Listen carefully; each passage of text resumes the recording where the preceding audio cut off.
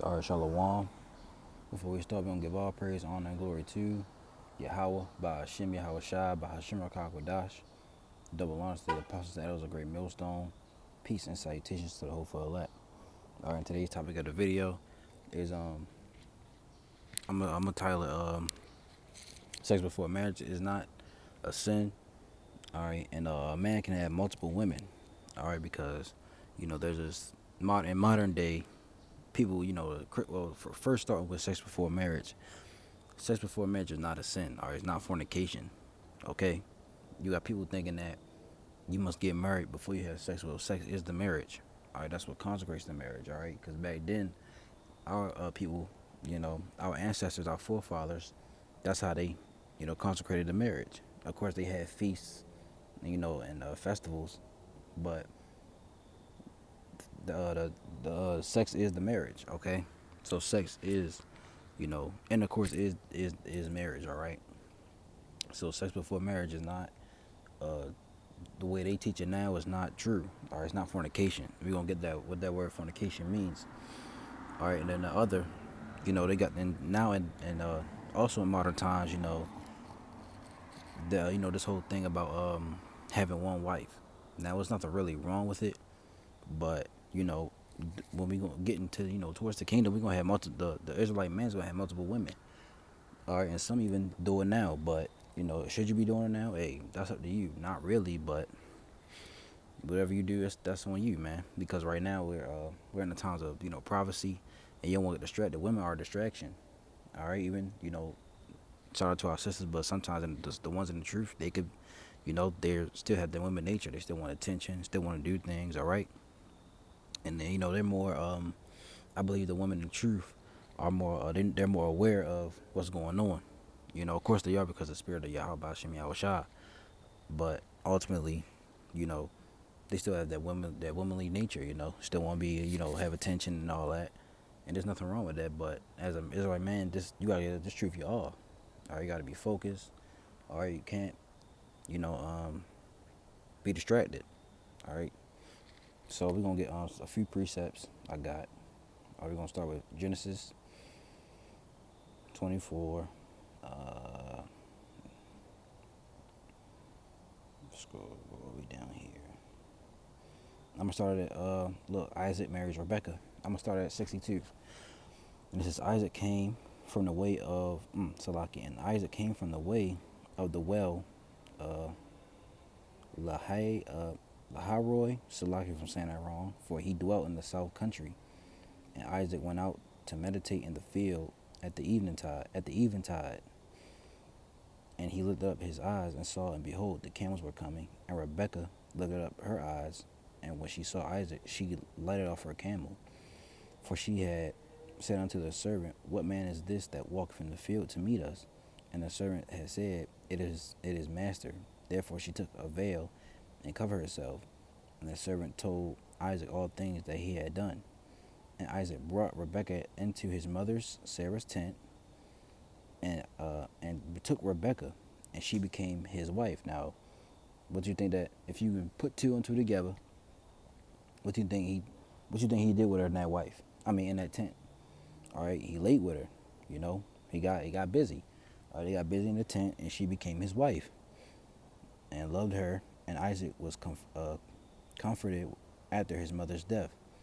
So Isaac lay with Rebekah, and Rebekah became Isaac's wife. All right. So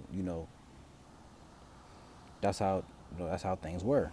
You know, and it's a I think what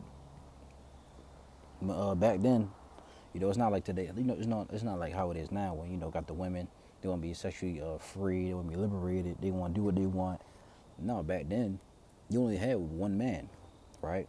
That one man was your husband for the rest of the time you lived, unless he died, and then you go with and you get with another man. Back then our women were virgins. They had to show. Let me see if I can find that. I know it's in Deuteronomy, I believe 21. Yeah, I think this is it.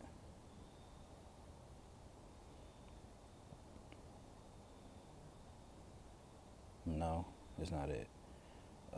It's in Deuteronomy. So like yeah.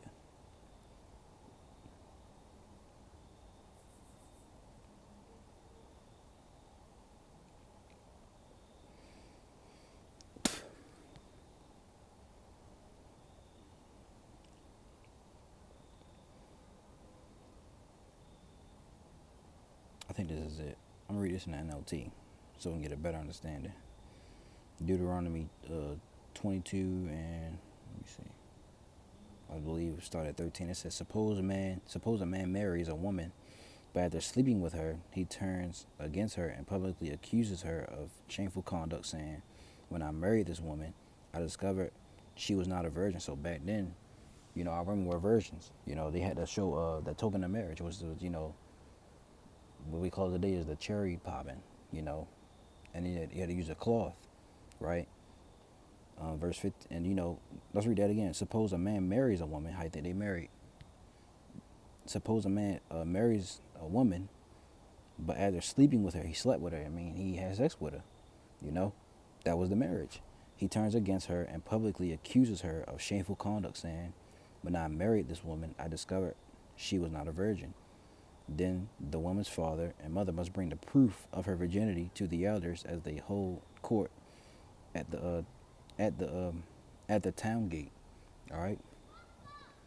Her father must say to them, I gave my daughter to this man to be his wife, and now he has turned against her. He accused her of shameful conduct, saying, I discovered that your daughter was not a virgin. But here's the proof of my daughter's virginity. Then they must spread her bed sheet before the elders. The elders must then take the man and punish him. So what was on that's the bed sheet, the blood from the woman, showing that she was a virgin before she got with a man. All right. So that proves that back then or even now that sex is marriage. All right. That's what consecrated the marriage, and that's who. Once you had sex with that man, for the woman, that was your husband. All right. Until unless he passed away, that was your husband till he, for the rest of your life. All right. Now dealing with the man had multiple women. Let's go to Genesis, because a lot of our David had multiple women. Solomon, um, of course, Jacob. He had. That's who the 12 tribes come out of. So this is Genesis 16. I'm jumping at verse 3. It says, and Sarah, Abram's wife, took Hagar, her maid, the Egyptian. So Sarah had a maid from Egypt.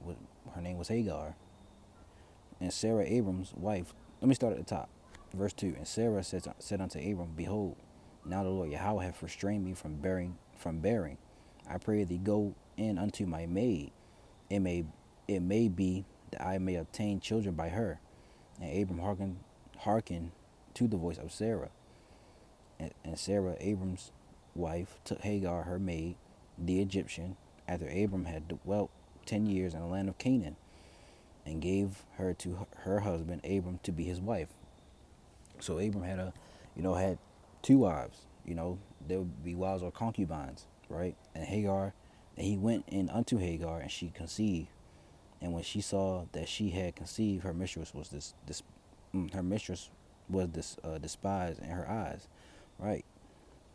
So Abram, he went in unto Hagar, Sarah's handmaid, right? He went unto Hagar, and now Hagar was his wife. So he had Sarah, who was his main wife, but Hagar was his concubine. Let's get another example. Let's get 1 Kings 11. I'm read 2. Of the nations concerning which the Lord Yahweh said unto the children of Israel, ye shall not go into them, neither shall they come in unto you, for surely they will turn away your heart after their gods. Solomon clave unto these in love, and he had 700 wives, princesses, and 300 concubines, and his wives turned away his heart. And ultimately, we know what Solomon did. He was building temples for his wives, all right, of different gods they were worshiping, all right, and that made the Lord angry. So, but the main point was Solomon had 700 wives. He had many wives. He had many women. Let me get this. I think I believe David he had concubines. So let me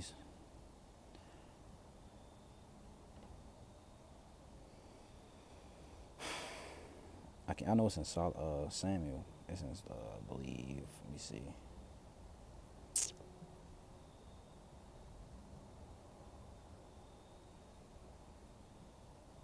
It's in first. I believe it's in First Samuel. Let me see. Nope, not that one. 29. It's probably in second. So yeah. Second Samuel.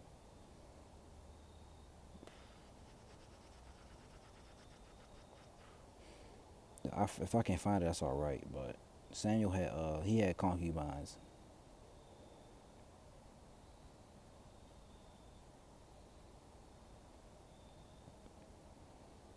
Oh, I said Samuel. David had concubines. Salakia. That's all right.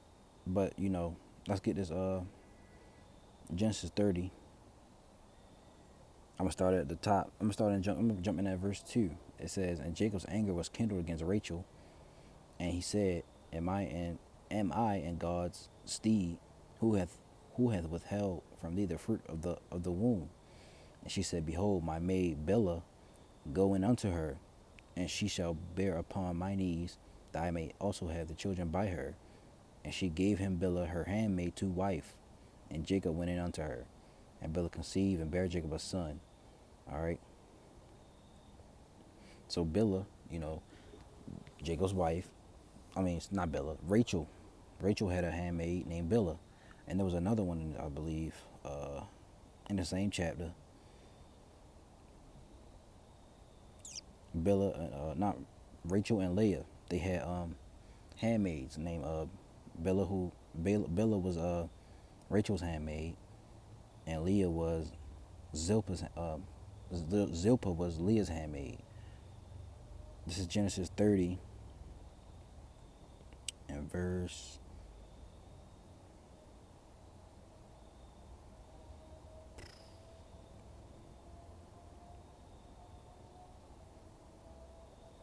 I want to see where I want to start at. I don't want to. I'll start at Genesis 39 and saying, when Leah saw that she had left bearing, she took Zilpah her maid and gave her. Salakia. Let me read it again. When Leah saw that she had left bearing, she took Zilpah her maid and gave her Jacob to wife, and Zilpah, Leah's maid, bare Jacob a son. So Jacob went unto Zilpah, uh, Leah's handmaid. So Jacob had concubines. Let me see if I can find it. So I think it's in Deuteronomy 20. Nope. It's Exodus.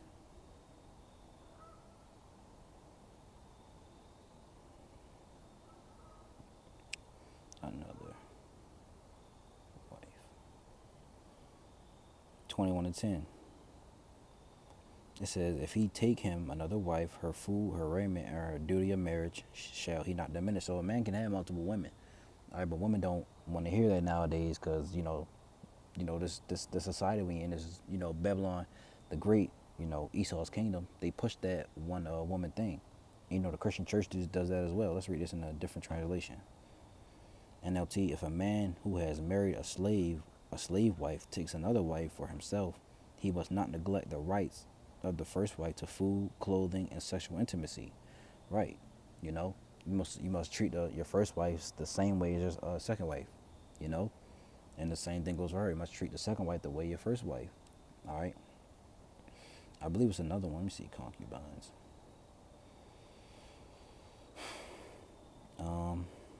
Yeah, it is. Second Samuel chapter 5,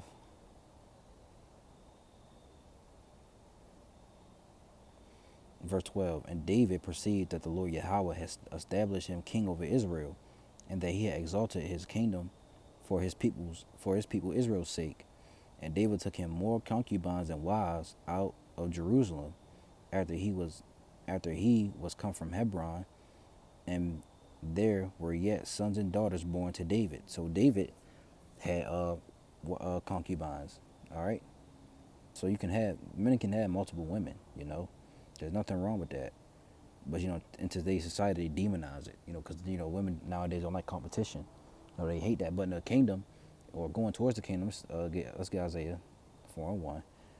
And in that day, 7 women shall take hold of one man, saying, we will eat our own bread and wear our own apparel. Only let us be called by thy name to take away our reproach. This is going to happen. When things get bad, because there's going to be a shortage of men. Because a lot of men will go, the wicked men, the 2/3, the Lord's going to send them into the war, and a lot are going to die in a famine. And Lord willing, we be of the elect. That doesn't happen to us. All right, NLT. In that day, so few men will be left that 7 women. 7 is just complete. All right, so it could be some men can have 40, 50, 20. We don't know, right? It's up to the Lord. In that day, so few men will be left that have 7 women, which is a complete number. Will fight for Salakia will fight for each man, saying, "Let us all marry you. We will provide our own food and clothing. Only let us take your name, so we won't be mocked as old maids." NIV. In that day, 7 women will take hold of one man's and say, "We will eat our own food and provide our own clothes. Only let us, Salakia, only let us be called by your name. Take away our disgrace." ESV. And 7 women shall take hold of one man in that day, saying, "We will eat our own bread and wear our own clothes. Only let us be called by your name. Take away our reproach." So it's simple. It's clear. The point is made. All right. Sex before, like I said, let's get fornication real quick. I almost forgot. The water Yahweh Shemi Shah. I almost forgot about that. This is Galatians 5. Yep. And 19 it says, "Now the works of the flesh are manifest, which are these: adultery, fornication, uncleanness, lasciviousness,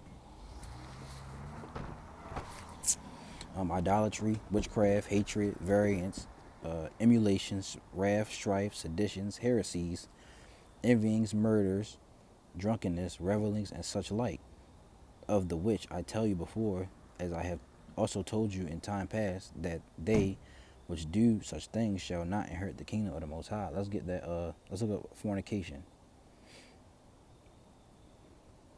because people think sex before marriage is a sin or it's fornication, but it's not. Pornaya. Strong's G 4202. Parnaya. Parnaya. It says illicit sexual intercourse, adultery, fornication, homosexuality, that's fornication, lesbianism, the LBGT community, that's fornication against the Lord. Intercourse with animals, bestiality, sexual intercourse with close relatives, fornication. This is in the law too. Sexual intercourse with a divorced man or woman, that's another thing. Adultery, that's what adultery is. Or no, adultery for a man is if you sleep with another man's wife. If a man has a wife and they're married together, but you sleep with her, knowing that she has a man, that's adultery. And for the woman, that's any other man you sleep with any other man that's not your husband. So that is adultery in the scriptures. All right, sexual intercourse with a divorced man or woman, and it can be metaphorically the worship of idols, which the Israelites did. We worship we fornicate against the Most High. All right, went after other gods, burnt incense to other gods, done all these things. So that's what fornication really means. That's all it is. Homosexuality, lesbianism, intercourse with animals, bestiality, being a skittle. All right. So I hope this lesson is edifying to whoever views it. To whoever views it. All right. And I want to say this one more time. Can you have multiple women? Yes, but should you do it? Up to you, but not really. All right. Because like I said, let's get 1 Corinthians. This is what Paul said, teaching on marriage. You can read this for yourself. I'm going to read this and close out. I'm going to start at verse 7. It says, For I would that all men were even as I myself. Paul didn't have no women because he was focused on the truth, preaching his word. But every man hath his proper gift of the Most High, one after this manner and another after that. I said, therefore, to the young married and widows, it is good for them that they abide even as I. So, like I said, Paul didn't have no women. All right. He didn't deal with any women because he was focused on his truth. And, people who are out here single, men and women who are in this truth out here single, just focus on yourself. All right, the Lord will bring you somebody, who is righteous and who follows the ways, the righteous ways, who follows the laws to his best of his ability, who does the work. All right, he will send you somebody, you know, man or woman, right? Verse 9. But if they cannot contain, let them marry, for it is better to marry than to burn. So, if you can't contain yourself, contain your, if you gotta get it off, then hey, do what you gotta do. Go find you a wife or go find you a man. All right. And unto the married I command, yet not I, but the Lord, let not the wife depart from her husband. So, it doesn't matter what y'all go through. Don't let her leave you, because that can cause adultery. That can cause her to go sleep with another man that isn't you. All right. But and if she depart, let her remain unmarried, or be reconciled to her husband, and let not the husband put away his wife. Don't divorce her. Try to work things out. If you're a woman, you're in the truth, and you know these things, don't go sleep with any other man. You know, if that time comes, y'all get back together, fix things, and keep moving forward. All right. And you can read the rest of this chapter on yourself. Very good chapter. All right. So, yeah, like we said, sex before marriage is not fornication nor sin. It's lawful. You can, sex is marriage. And we gave examples. And men can have multiple women, but should you do it? Like I said, not really, but that's up to you. So I hope this lesson was edifying. We'll give all praise, honor, and glory to Yahweh, Bahashem, Yahweh Shai, Bahashem, Rakak Wadash. Double honors to the apostles, the elders, a great millstone, teach and rule well. Peace and salutations to the hopeful elect. All right, shalom.